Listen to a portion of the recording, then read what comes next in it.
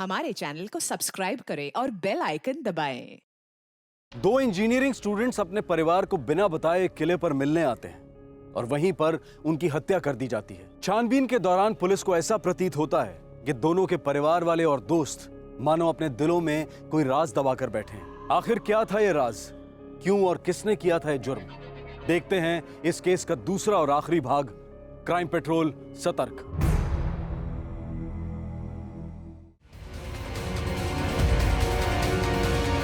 बोल भी दे आमिर। सर, अरशद और जावेद के बीच पुरानी दुश्मनी थी।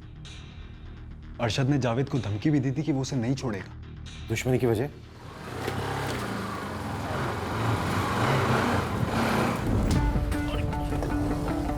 अबे क्या कर रहा है? ये मेरी जगह है, यहाँ हमेशा मैं पार्क करता हूँ। ये कॉलेज की जगह है, जो पहले आएगा वही पार्क करेगा। अबे बोला ना, ये मेरी जगह है, चल निकल। अबे कॉलेज तेरे बाप की है क्या? हाँ हाँ, है मेरे बाप की। क्या कर लेगा बे? अच्छा, तो फिर तेरी बाइक ने भी एडमिशन लिया होगा, उसका भी आई कार्ड बना होगा। एक काम करना, बाइक लेके क्लासरूम में पार्क कर, क्योंकि कॉलेज तेरे बाप की है ना। हाँ, क्लासरूम में तो बाद में जाऊंगा, पहले तेरे को यहाँ पे पार्क करूँ। कोशिश करके देख ले। तू ऐसा नहीं मानेगा ना।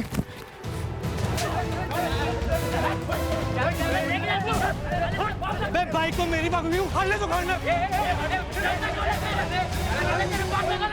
इतनी सी बात के लिए मारपीट करने लगे तुम लोग? कम ऑन, स्कूल के बच्चे नहीं हो जो छोटी छोटी बातें समझानी पड़े। सर स्टार्ट इसने किया था। नो सर, मैंने कुछ नहीं किया, मैं अपनी बाइक पार्क कर रहा था, ये बीच में आया। इसने स्टार्ट किया था। मैं अपनी बाइक पार्क कर रहा था, ये बीच में आ गया था। Enough. Parking first come first basis पर है। Sir that's what I told him. तो उसने झगड़ा शुरू कर दिया। सर झगड़ा से शुरू किया था, बाप पे झगड़ा बंद करो तुम लोग। अब अगले 15 दिन तक तुम में से कोई भी कॉलेज कैंपस में बाइक पार्क नहीं करेगा। मैं आज ही नोटिस इशू करता हूं। अब से sorry and leave. Sorry sir. Sorry sir. मुझे नहीं, एक दूसरे को सॉरी बोलो। सॉरी। सॉरी। Just leave. आगे से ऐसी हरकत की तो सस्पेंड कर दूंगा तुम दोनों को। सुन बे, ये बात यहाँ खत्म नहीं हुई। मैं इंसान कभी नहीं बोलता, छोड़ूंगा नहीं तेरे को। ये 80s के विलेन जैसा डायलॉग मारना बंद कर और चुपचाप अपनी बाइक की तरह साइड में पार्क हो जा। और अपनी बाइक की तरह ना तू भी कॉलेज के बाहर ही जाएगा।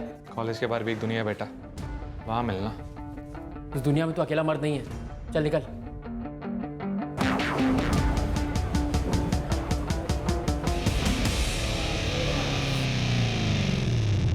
कब की बात है? यही कुछ 2 महीने हुए होंगे सर। तुम्हारे कहने का मतलब है कि पार्किंग जैसी छोटी सी बात के लिए जावेद की जान गई। बात छोटी थी, लेकिन झगड़ा काफी बड़ा हुआ था सर। दोनों के बीच में काफी टेंशन हो गई थी। अरशद चुप था, लेकिन अंदर ही अंदर मौका ढूंढ रहा था वो जावेद से बदला लेने का।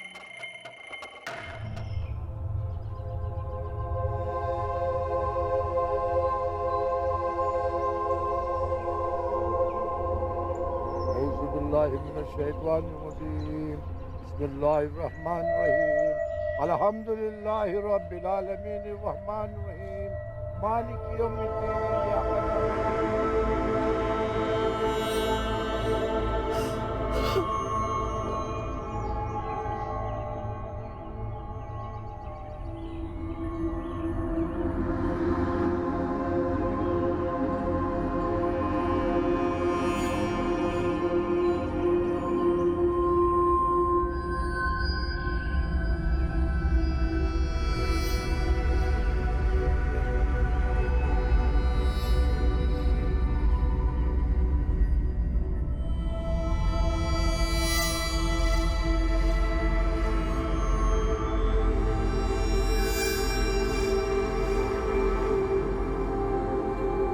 एक दूसरे से प्यार करने वाले दो युवा महज 20-21 साल की कम उम्र में इस दुनिया से रुखसत हो गए। क्या उनकी मौत एक सोची समझी साजिश थी जो अरशद ने पार्किंग को लेकर हुए झगड़े का बदला लेने के लिए रची थी?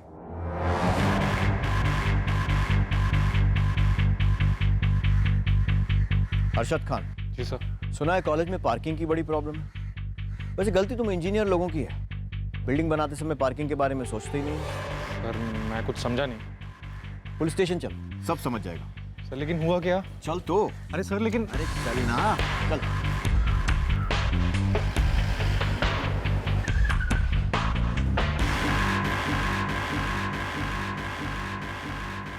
सुना है बहुत गुस्सा आता है तुझे।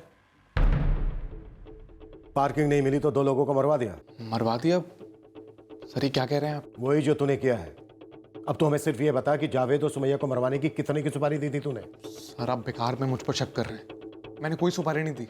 मानता हूँ मेरा उसके साथ झगड़ा हुआ था, गुस्सा भी आया था, लेकिन बाद में मैं उस पूरे एपिसोड को भूल गया था। अच्छा, तूने कहा और हमने मान लिया? सर कॉलेज में जब जावेद की डेथ की बात फैली तब मुझे पता भी नहीं था कि वो कौन था। फिर किसी ने याद दिलाया कि वही लड़का है जिसके साथ मेरा झगड़ा हुआ था। और सर झगड़े के वक्त मुझे उसका नाम भी नहीं पता था। चल बैठ, एक बात बताता हूं तुझे। तेरे जैसे ना बहुत भुलक्कड़ लोग आते हैं मेरे पास। पहली बार जब मुझसे मिलते हैं तो उन्हें कुछ याद नहीं होता, लेकिन जब मेरे डंडे से दोस्ती होती है ना उनकी, तो सब कुछ याद आ जाता है। फिर तसल्ली के साथ बैठकर हम गुफ्तगू करते हैं। अब तो ये बता कि ऐसे ही बताएगा या फिर थोड़ी खातिरदारी के बाद? सर आपको मेरे बारे में जरूर किसी ने कुछ गलत बताया है। मेरे और जावेद के झगड़े का कोई फायदा उठा रहा है। सर मैं इतना बेवकूफ़ नहीं हूँ जो पार्किंग जैसी माइनर बात को लेकर किसी का मर्डर करता हूँ। अगर याद रहता तो शायद उससे दोबारा झगड़ा करता, लेकिन मर्डर जैसा क्राइम करके मैं अपनी लाइफ क्यों बर्बाद करूंगा? अब आप यहाँ पूछो या डंडे से दोस्ती के बाद, मेरा जवाब यही रहेगा।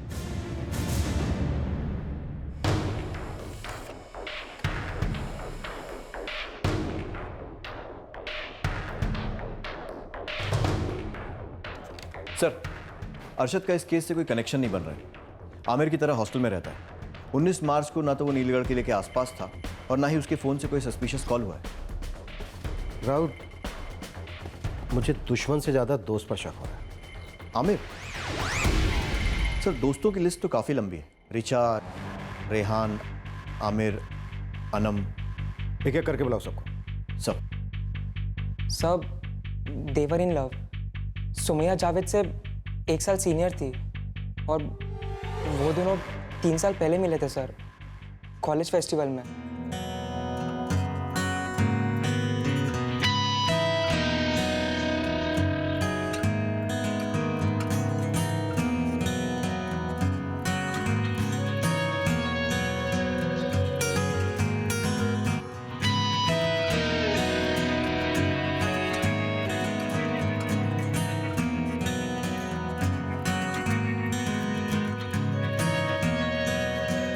मेरी बस एक ही ख्वाहिश है कि मेरे पंख हो और मैं बस आसमान में उड़ती रहूं और मेरे पैर कभी भी जमीन पर ना पड़े। मेरी उड़ान, मेरी आजादी, बस इतनी सी है मेरी ख्वाहिश।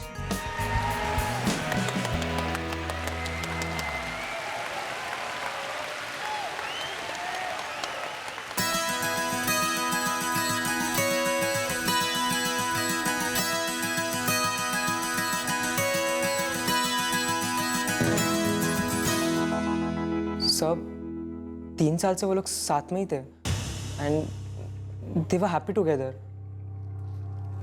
कोई ऐसा था जो उनकी इस खुशी से खुश नहीं था? उनकी लव स्टोरी में कोई विलेन? सर, अगर ये बात आप अनम से पूछे तो बेहतर रहेगा। मतलब अनम कुछ जानती है? मुझसे तो ज़्यादा। सुमैया के सबसे क्लोज वही थी। सुमैया हमसे कोई बात कहे ना कहे, लेकिन अनम से वो हर एक बात शेयर करती थी।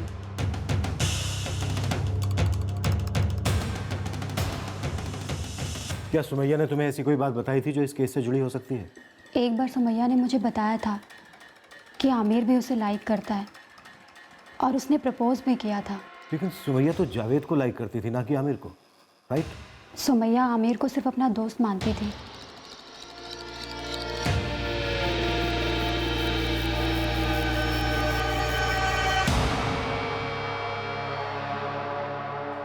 जावेद और अरशद की दुश्मनी की कहानी सुनाने में तू अपनी लव स्टोरी सुनाना तो भूल ही गया। ये तो अच्छा हुआ अनम ने हमें बताया कि सुमैया का एक और आशिक था। तो जी सर, मैं उससे प्यार करता था, पर वो नहीं। ये बात तूने हमसे पहले क्यों नहीं बताई? क्या बताता सर, कुछ था ही नहीं बताने के लिए। मुझे जावेद और सुमैया के बारे में पता ही नहीं था, इसलिए एक दिन मैंने उसे प्रपोज कर दिया। सुमैया, मैं बहुत टाइम से तुमसे बात कहना चाहता था, लेकिन कह नहीं पाया मैं। प्लीज़ तुम नाराज़ मत होना। आमिर, मैं समझ रही हूँ कि तुम मुझे क्या कहने की कोशिश कर रहे हो, लेकिन मैं तुम्हें सच बताऊंगी। मैं और जावेद हम एक दूसरे से प्यार करते हैं और 6 महीने से हम साथ हैं। सॉरी, मुझे जावेद ने कभी बताया नहीं तुम दोनों के बारे में। हाँ, वो इसलिए क्योंकि अभी सब कुछ बहुत ही कॉम्प्लिकेटेड है। हम नहीं जानते कि हमारे पेरेंट्स कैसे रिएक्ट करेंगे, इसलिए हमने किसी को नहीं बताया। सो सॉरी, तुम हर्ट हुए। और नहीं, ऐसी कोई बात नहीं है। तुम और जावेद साथ हो, I am happy for you too. बस अगर ये पता होता तो ये एम्बैरेसिंग सिचुएशन अवॉइड हो जाती, और कुछ नहीं। But it's okay. एक काम करते हैं, अभी जो सीन हुआ उसको अपनी मेमोरी से इरेज कर देते हैं। हाँ, हम अभी भी दोस्त तो हैं ना? सर, मैं नहीं चाहता था कि चीज़ें कॉम्प्लिकेटेड हो, और इसलिए हमने उस दिन के बाद इस टॉपिक पे कोई बात नहीं की, और सब कुछ पहले जैसा नॉर्मल था सर। ना कोई सैड सॉन्ग गाया, ना कोई ड्रामा किया। इतना सीधा साधा तू लगता तो नहीं है। मैं सच कह रहा हूं सर। मैं जानता हूं कि मुश्किल होता है ना सुनना, बुला देना, पर सर यही सबके लिए बेहतर था। आमिर मियां, आपको इंजीनियर नहीं बल्कि फिलॉसफी का स्टूडेंट होना चाहिए, क्योंकि बातें बनाने में बहुत माहिर हुआ। पहले अरशद की दुश्मनी की कहानी सुनाकर उसे टारगेट बनाने की कोशिश की, और अब जावेद और सुमैया की फैमिली प्रॉब्लम का राग अलापना शुरू कर दिया। सर, मैं आपको वही सब बता रहा हूं जो सुमैया ने मुझे बताया था। फैमिली प्रॉब्लम वाली बात खुद सुमैया ने मुझे बताई थी सर। आमिर के मुताबिक सुमैया को इस बात का डर था कि उसकी और जावेद की फैमिली शायद उनके इस रिश्ते को मंजूरी नहीं देगी। क्या यह बात एक अहम लीड थी जो इस केस को नई दिशा देने वाली थी, या फिर पुलिस को बहकाने की एक और कोशिश? लेकिन पुलिस को आमिर के खिलाफ ऐसा कोई सबूत नहीं मिला जिससे कि यह साबित हो सके कि वो पुलिस को गुमराह करने की कोशिश कर रहा था। सर, आमिर के फोन रिकॉर्ड्स तो एकदम क्लीन है। फिर भी नजर रखो। सर, फैमिली से पूछताछ करनी है। राउत, एक काम करो, अनम को फिर से बुलाओ। अनम सुमैया के सबसे ज्यादा करीब थे। सुमैया की फैमिली में अगर कुछ प्रॉब्लम थी तो उसने अनम को कुछ ना कुछ जरूर बताया। सर, आमिर एक बार हमें नो एंट्री में घुमा चुका है, कहीं हम दोबारा उसकी बातों में तो नहीं आ रहे। आमिर जैसा दिखता है वैसा है नहीं, फिर भी चांस तो लेना पड़ेगा।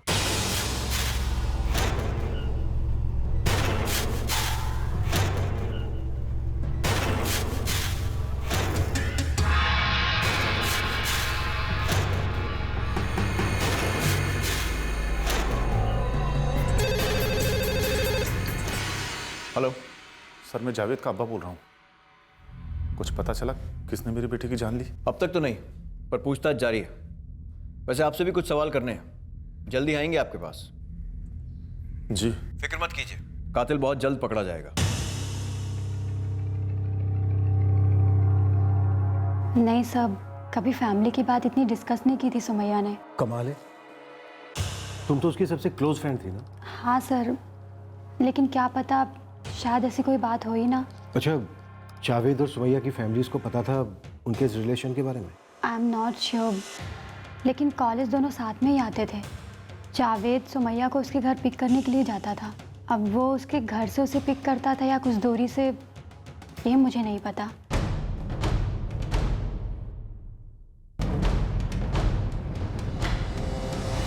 सर, जावेद के पेरेंट्स और सुमैया के फादर के फ़ोन रिकॉर्ड्स चेक किए, कुछ भी हाथ नहीं लगा। और सुमैया की माँ तो मोबाइल फ़ोन यूज़ ही नहीं करती है। एरिया में जितने भी हिस्ट्री शीटर हैं सबको राउंड अप कर लो। पैरोल या जमानत पर बाहर आए सभी सुपारी उठाने वालों को भी आड़े हाथ लो। खबरियों को भी काम पे लगा देता हूँ। अगर उन दोनों की सुपारी दी गई थी तो बात दूसरे ग्रोह में भी फैली होगी। सर,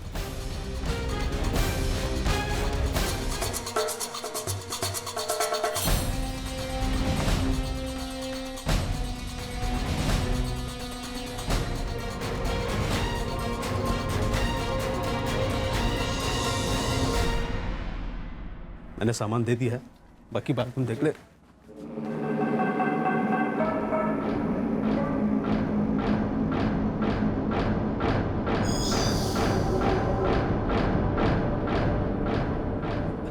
इंस्पेक्टर साहब, कैसे आना होगा? अच्छा है आपने भी ये सवाल पूछ लिया। वैसे जावेद के घर वाले 2 दिन में 4 बार हमसे ये सवाल कर चुके हैं, लेकिन आप लोगों ने अभी तक इसमें कोई दिलचस्पी नहीं दिखाई। हम क्या पूछते, हम तो इस गम से उबरने की कोशिश कर रहे हैं। औलाद को खोने से बड़ा गम कोई और नहीं होता। वैसे दुख तो आपकी बीवी को भी बहुत हुआ, लेकिन वो अपनी बेटी की लाश तक देखने नहीं आई। जान सकता हूं क्यों? कमाल की बात कर रहे हैं इंस्पेक्टर साहब आप। अरे कौन सी माँ अपनी बेटी की खून से सनी लाश देख सकती है? एक तो वैसे उसका रो रो के बुरा हाल है, अगर अपनी बेटी की लाश देख लेती तो बर्दाश्त नहीं कर पाती हूँ।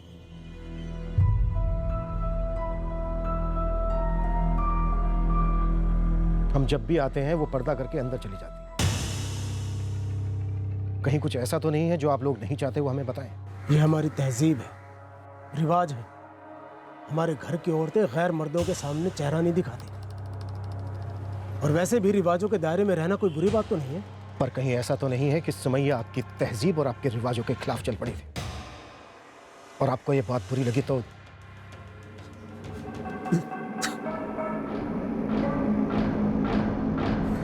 इंस्पेक्टर साहब, आप क्यों इसके जख्म को रेत रहे हैं? एक तो वैसे इसकी तबीयत नासाज चल रही है, सुमैया की मौत का गहरा सदमा पहुंचा है इसे। आप प्लीज इसे परेशान मत कीजिए। तो क्या थोड़ी सी परेशानी आपको दे सकता हूं? क्या आप जानते थे जावेद सुमैया को रोज कॉलेज तक लिफ्ट देता था? 3 सालों से उनका ये रिश्ता चल रहा था।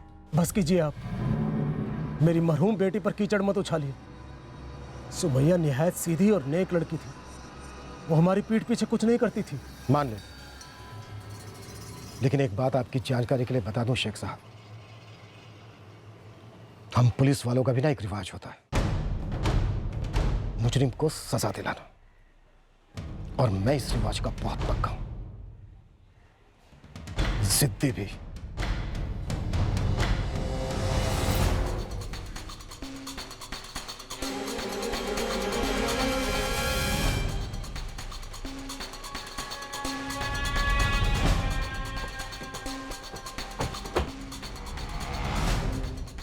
इरशाद का बेटा जुनैद काफी देर से घूर रहा था। राउत, जरा कुंडली तो निकालो उसकी। सर।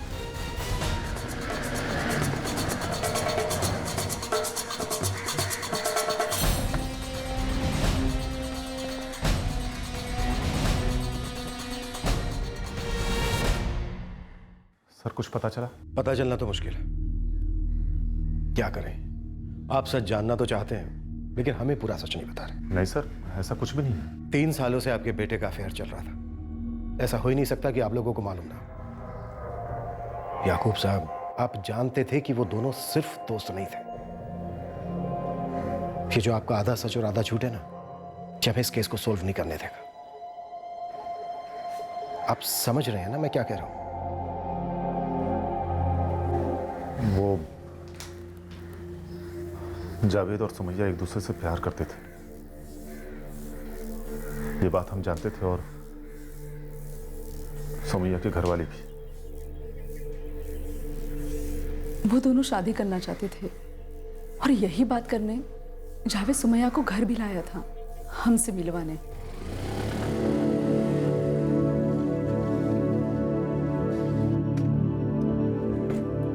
अरे बाबा रिलैक्स, मेरे अम्मी अब्बू बहुत कूल हैं, उन्हें बढ़ाना कोई मुश्किल काम नहीं है, बस उनको देख के स्माइल करती रहना।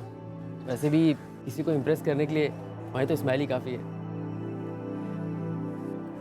अरे चलो घबराओ मत, आओ, टेंशन मत लो।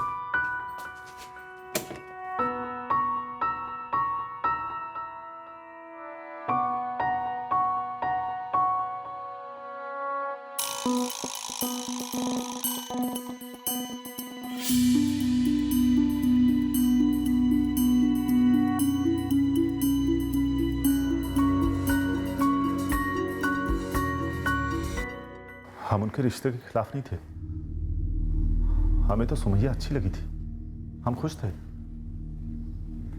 लेकिन सुमैया के परिवार को इस रिश्ते से इनकार था। ये बात आपने हमें पहले क्यों नहीं बताई?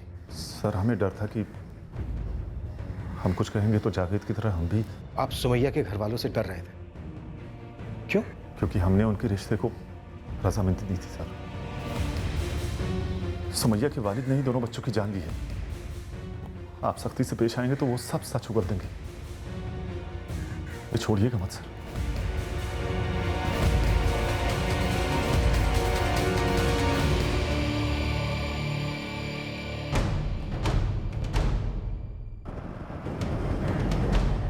अब्बास शेख को पुलिस स्टेशन बुलाओ, बहुत झूठ बोल दिया उसने, अब इससे सच उगलवाते हैं।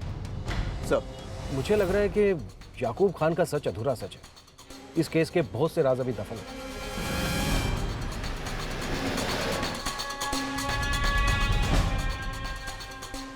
हमें पता चल चुका है कि आप जावेद और सुमैया के रिश्ते के बारे में जानते हैं। हमें शक है कि आपने ही अपनी बेटी को मरवाने की साजिश की। थोड़ा सोच के जवाब दें, क्योंकि आपका एक और झूठ हमारे शक को यकीन में बदल सकता है। यही वजह थी कि मैंने आपको पहले सच नहीं बताया, क्योंकि मैं जानता था कि आपका सबसे पहला शक हम पर ही होगा। शक तो अभी भी हमें आप पर है। आपको उन दोनों के रिश्ते के बारे में किसने बताया? खुद सुमैया ने। इन्हीं सब चीजों के लिए कॉलेज जाने की जिद कर रही थी? नहीं अब्बू, ऐसा नहीं है। अचानक से ये सब हो गया और पता ही नहीं चला कब क्या। अब्बू, जावेद अच्छा लड़का है। कब से जानती हो उसे? 3 सालों से। उसके घर वालों को पता है? मान जाएंगे वो रिश्ते के लिए? बोल। अब्बू, जावेद को नहीं पता कि वो राजी होंगे या नहीं, लेकिन वो कोशिश कर रहा है। मेरी बेटी भोली थी, जो जावेद के घर वालों से उम्मीद लगाए बैठी थी। उन्होंने आपसे झूठ कहा है। जावेद का परिवार इस रिश्ते के खिलाफ था। मैंने सुमैया को कितनी मर्तबा समझाया कि वो बड़े पैसे वाले लोग हैं, बिल्डर हैं, ये कभी बर्दाश्त नहीं करेंगे। और वही हुआ। जो लोग अपने बेटे को मारने में नहीं हिचकिचाए,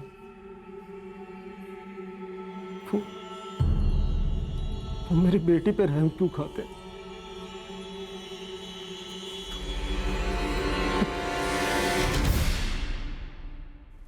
कमाल है, दोनों एक दूसरे पर इल्जाम लगा रहे हैं। सर, दोनों में से कोई एक तो झूठ बोल रहा है, लेकिन कौन? मुझे लगता है दोनों सच छिपा रहे हैं। सर, क्या ये हो सकता है कि ये दोनों की मिली भगत हो? दोनों इस रिश्ते के खिलाफ थे, लेकिन बच्चे जिद पर अड़े हुए थे, तो दोनों ने मिलकर फसाद की जड़ को ही खत्म कर दिया। लेकिन फसाद की जड़ है क्या? रफ सोचो, अगर जावेद के घर वाले इस रिश्ते के खिलाफ थे तो इसकी क्या वजह हो सकती है? क्योंकि वो सुमैया के घर वालों से ज्यादा अमीर है। और अगर सुमैया के घर वाले खिलाफ थे तो उसकी क्या वजह हो सकती है? क्योंकि वो पुराने ख्यालों के हैं और शायद लव मैरिज के खिलाफ है। फसाद की जड़ इसी में से कोई एक है, या तो पैसों का गुरूर, या फिर पुराने रिवाजों का बोझ। क्या इस डबल मर्डर केस की सही नस इस बार पुलिस की पकड़ में आ गई थी, या फिर पुलिस अब भी अंधेरे में तीर चला रही थी? सुमैया और जावेद दोनों के परिवार एक दूसरे को इस अपराध का कसूरवार ठहरा रहे थे। ये आरोप प्रत्यारोप क्या इस केस को उलझाए रखने का एक जरिया था? क्या दोनों परिवारों ने मिलकर इस घिनौने जुर्म को अंजाम दिया था?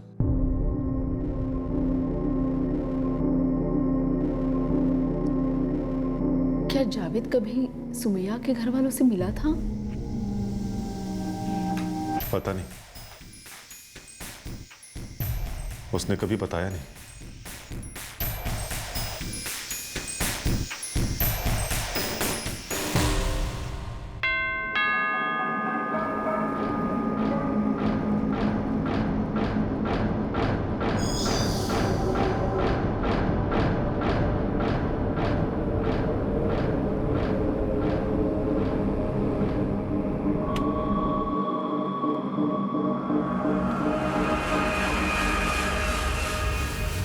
अरे भाईजान, आइए आइए, बैठिए।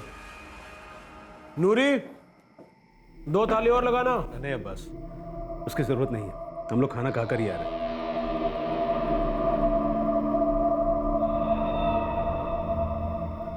क्या हुआ?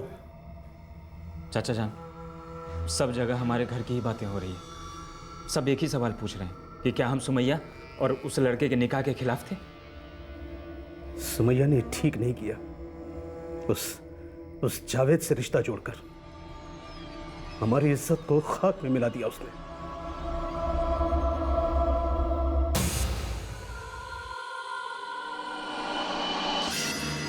बात तो सच है साहब, जावेद का बाप सुमैया के बाप से ज़्यादा पैसे वाला। लेकिन दूसरी सच बात यह है कि सुमैया की फैमिली जात बिरादरी के मामले में ऊपर को आती है। मतलब वजह दोनों के पास थी। जिसकी गर्दन में ज़्यादा अकड़ होगी उसने ही करवाया होगा, या फिर दोनों फैमिली की मिली जुली हरकत।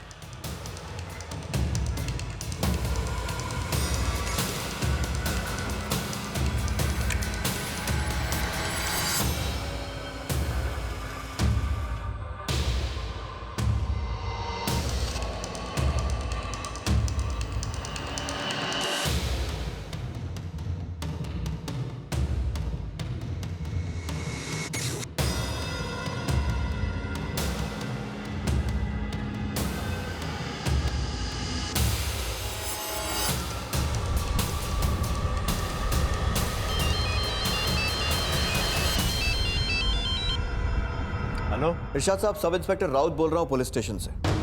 आपसे कुछ बातें जाननी थी। कुछ देर के लिए यहाँ तशरीफ लाएंगे? बात क्या है साहब? दरअसल हम ये जानना चाहते हैं कि आपने अपने होने वाले दामाद जावेद से क्या बातें की थी।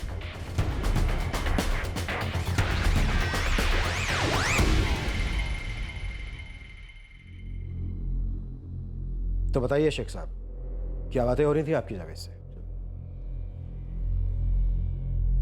इनकार मत करना। मर्डर से 1 हफ्ते पहले 2 दिन में 4 बार बात हुई थी आपकी। इस बात के सबूत हैं हमारे पास। देखिए साहब, हम लोग तो निकाह के लिए राजी थे। जावेद ही अपनी माँ बाप से बात नहीं कर रहा था। अब्बास भी बहुत उलझन में थे। शादी जैसे नाजुक मामले में बेटी वालों को थोड़ी एहतियात तो बरतनी पड़ती है। छोटा शहर है, बात फैलते देर नहीं लगती साहब। और जावेद अगर ऐन वक्त पर इनकार कर देता तो बेटी की बड़ी बदनामी होती। इसलिए मैं बार बार फोन करके उससे पूछ रहा था कि उसने अपने माँ बाप से बात की या नहीं। तो फिर क्या कहा जावेद ने?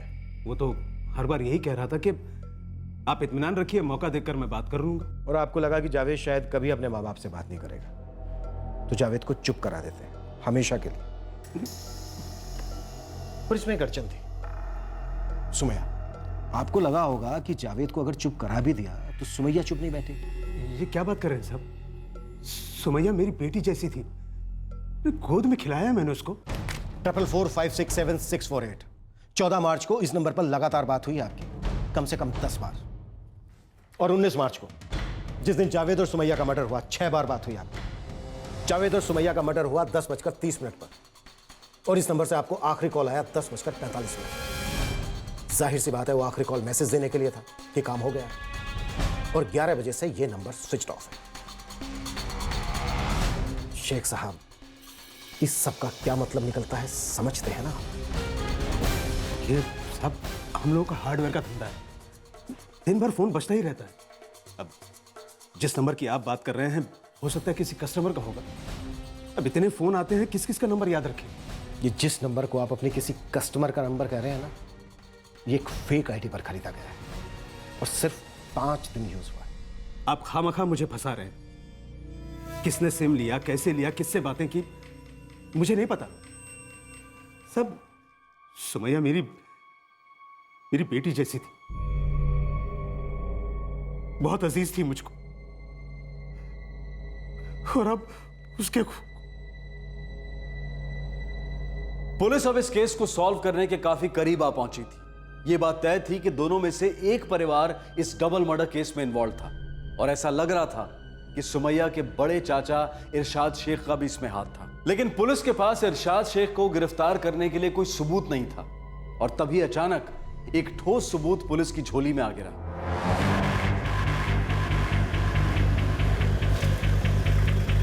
सलाम साहब।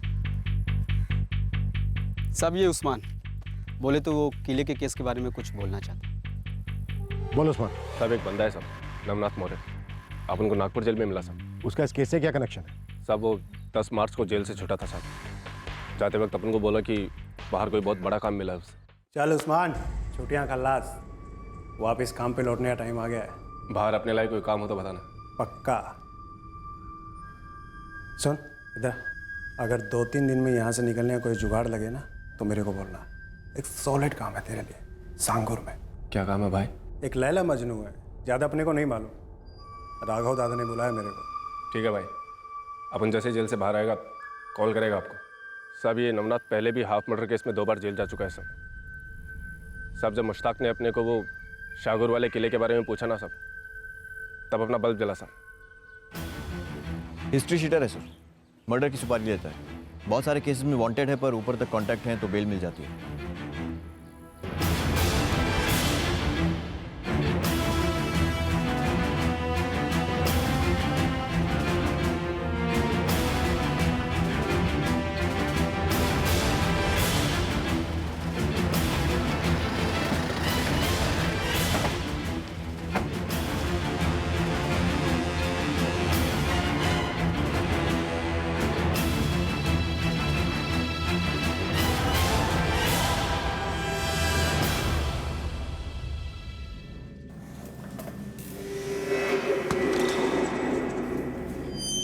चलो हम सब, बाकी का तंदूरी चिकन तुझे लॉकअप में खिला।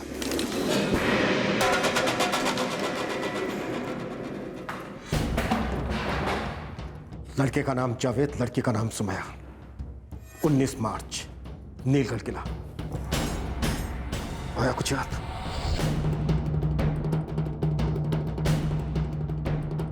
अपने को तो सिर्फ फोटो मिला था, नाम नहीं मालूम। 3 लोग लगाए था उनका पीछे।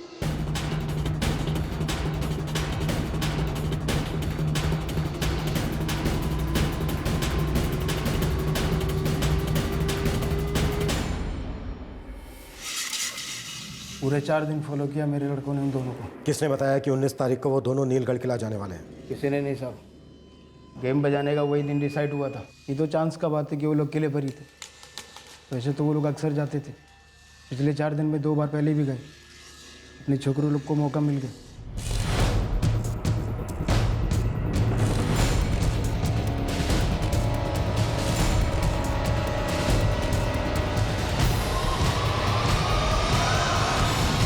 कौन हो तुम लोग? क्या चाहिए तुम लोगों को?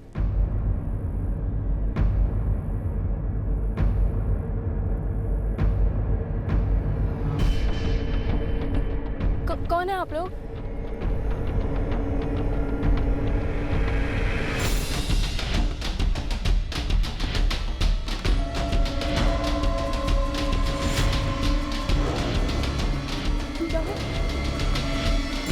क्या कर रहे हो तुम लोग?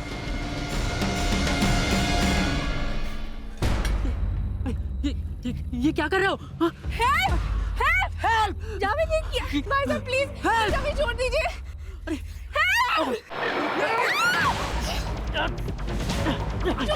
सुमैया तुम भाग! तुम भाग! छोड़ो मुझे! नहीं निकाल मेरे जो! भाई उसको!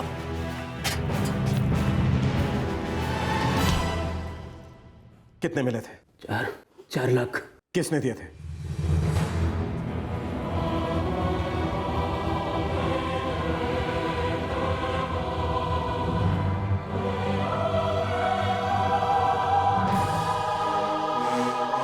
पहले तो अपने लड़के लोग कुछ दिन फील्डिंग करेंगे, फिर मौका मिलते विकेट उड़ा देंगे। 1 हफ्ते में काम हो जाएगा।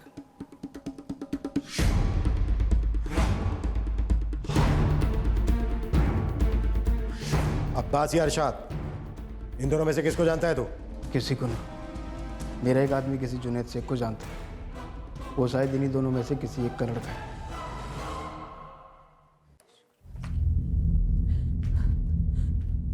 कौन सा पहाड़ टूट जाता अगर सुमैया उस लड़के से शादी कर लेती तो? क्या गुनाह किया था मेरी बच्ची ने? तू अंदर जा, अंदर जा। नहीं जाऊंगी मैं अंदर। गलती मुझसे ही हुई। जिंदगी भर तेरी गुलामी सहती रही मैं। आजाद कर देना चाहिए था मुझे मेरी बच्ची को, भगा देना चाहिए था उसे, और बचा लेना चाहिए था इस कसाई से मुझे मेरी बच्ची को। इन्हीं सब चीजों के लिए कॉलेज जाने की जिद कर रही थी? नहीं अब्बू, ऐसा नहीं है। अचानक से ये सब हो गया और पता ही नहीं चला कब क्या। अब्बू, जावेद अच्छा लड़का है। कब से जानती है उसे? 3 सालों से।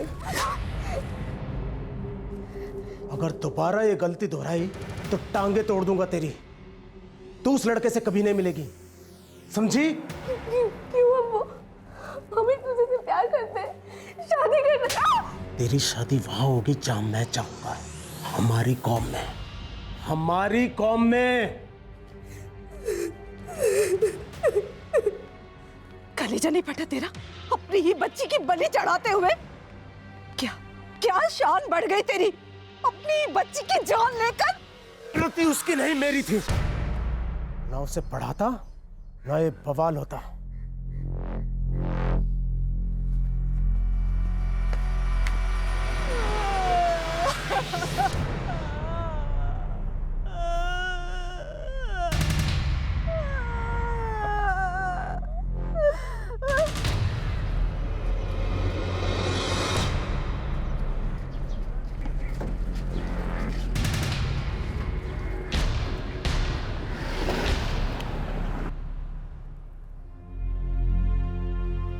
वो लोग उसे फोन पे धमकियां दे रहे थे, लेकिन जावेद ने हमें कभी क्यों नहीं बताया? इरशाद चाचा, मेरी बात तो सुनिए। तू मेरी बात सुन लड़के। सुमैया से दूर रहे, इसी में तुम दोनों की खैरियत है। और अगर तूने मेरी बात नहीं मानी ना तो बहुत बुरा होगा। तू जानता नहीं है मुझे, मैं कुछ भी कर सकता हूं। जावेद को समझना चाहिए था, उसका प्यार सच्चा था, लेकिन वो ये जानता था कि सुमैया का परिवार इसके लिए कभी राजी नहीं होगा। वो अगर सुमैया को बुला देता तो हम अपना बेटा कभी नहीं खोते।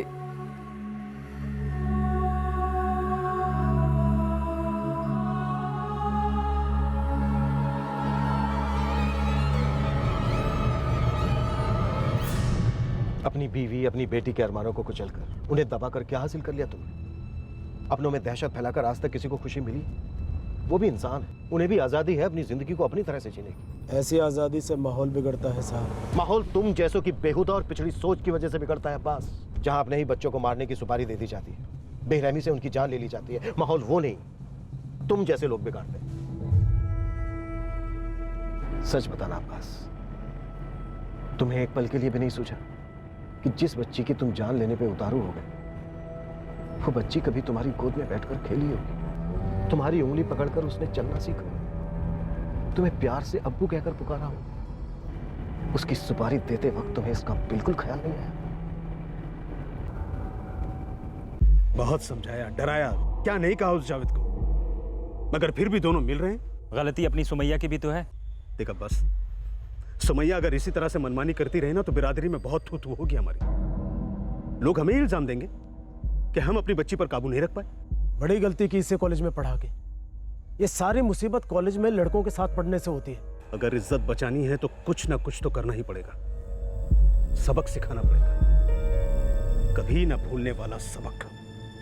और कैसे? मैं एक बंदे को जानता हूँ, बड़ा खतरनाक है, इस काम के लिए बिल्कुल सही है। कैसा काम? कहीं आप लोग बस जज्बाती मत बनो भाईजान, बच्ची है वो हमारी। किसी को हक नहीं है हमारी इज्जत के साथ खिलवाड़ करने का, और जो ये जुर्रत करेगा उसे छोड़ेंगे नहीं। सब कुछ चला जाए मगर आन नहीं जानी चाहिए।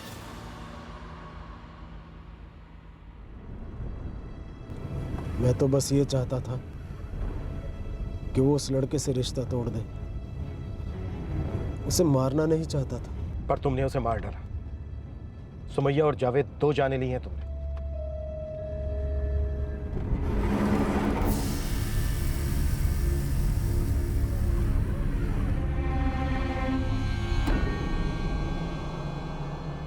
मुझे नहीं लगता कि हमारे पेरेंट्स कभी राजी होंगे। मुझे भी ऐसा ही लगता है। तो अब हम क्या करेंगे? पता नहीं, पहले पढ़ाई तो पूरी कर ले, फिर आगे कोई ना कोई रास्ता निकालेंगे। देखो, एक बार पढ़ाई पूरी हो गई तो कहीं ना कहीं अच्छी जॉब तो मिल ही जाएगी, और अगर हम अपने फैसले पे अड़े रहे तो हमारे पेरेंट्स को आज नहीं तो कल हमारी बात माननी ही पड़ेगी। एक बात बताओ, तुम्हारे पेरेंट्स तुमसे प्यार तो करते हैं ना, राइट? तो बस फिर डरने की क्या बात है। वो जैसा फिल्मों में होता है ना, दी एंड से पहले वो हमें समझ भी जाएंगे और हमें अपना भी लेंगे। Happy ending. तुम्हारी यही क्वालिटी मुझे सबसे ज़्यादा पसंद है। तुम कितने पॉजिटिव हो, अ ट्रू ऑप्टिमिस्ट।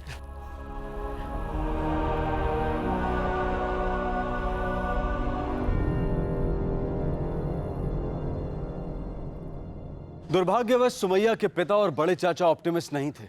वो अपने दकियानुसी विचारों के बाहर सोच ही नहीं पाए कि उनके बच्चों को भी हक है अपनी जिंदगी के फैसले करने का। वो खुद जिस कंजर्वेटिव माहौल में बड़े हुए थे उसी को जिंदगी जीने का सही तरीका मानने लगे, लेकिन वो ये नहीं जानते थे कि वो खुद भी इस सालों पुरानी रूढ़िवादी सोच का शिकार थे। अब्बास शेख, उसका भाई इरशाद शेख और इरशाद का बेटा जुनैद शेख, इन तीनों पर आईपीसी की धारा 302 के तहत मर्डर के चार्जेस लगाए गए। राघव दादा और उसके तीनों साथी जिन्होंने इस क्राइम को अंजाम दिया था, उन पर भी धारा 302 लगाई गई है। सभी आरोपी इस वक्त न्यायिक हिरासत में हैं। सुमैया की मां नहीं जानती थी कि उसके पति और जेठ ही इस घिनौने क्राइम के मास्टरमाइंड थे। वो तो अपने पति की बातों पर एतबार कर यही मान रही थी कि उसकी बेटी अपनी सहेलियों के साथ किसी ट्रिप पर गई है। अब्बास और उसका भाई लव मैरिज के खिलाफ थे। जात बिरादरी के बाहर शादी करना उनकी नजरों में गलत था, उनका अपमान था, और इस खोखले अभिमान को बचाने के लिए उन्हें सिर्फ यही रास्ता नजर आया। कितनी अजीब बात है कि जो लोग अपनी आन को बचाने के लिए ऑनर किलिंग करते हैं, अपने ही बच्चों को बेदर्दी से मौत के घाट उतार देते हैं। उन पाखंडियों को अपने आप को अपराधी और खूनी कहलाने में जरा भी शर्म या बदनामी महसूस नहीं होती। कब तक हम धर्म और जात के नाम पर रची गई इस सड़ी गली प्रथा, रिवाज और मान्यता की बेड़ी में जकड़े रहेंगे? क्या कभी हमें एहसास होगा कि ये संकुचित सोच हमारी पहचान या जागीर नहीं है, बल्कि ये एक बीमारी है जो अब एक नासूर बन गई है और हम सिर्फ इसके गुलाम? इस बारे में सोचिएगा जरूर। आपसे फिर मुलाकात होगी क्राइम पेट्रोल सतर्क में एक और नए केस के साथ। तब तक अपना ख्याल रखें, सुरक्षित रहें और याद रखें, लगन और मेहनत के बिना काबिलियत बेकार है। सही वक्त, सही कदम, सतर्क रहें। जय Hind. For more updates, subscribe to our channel, click the show links and enjoy watching the videos.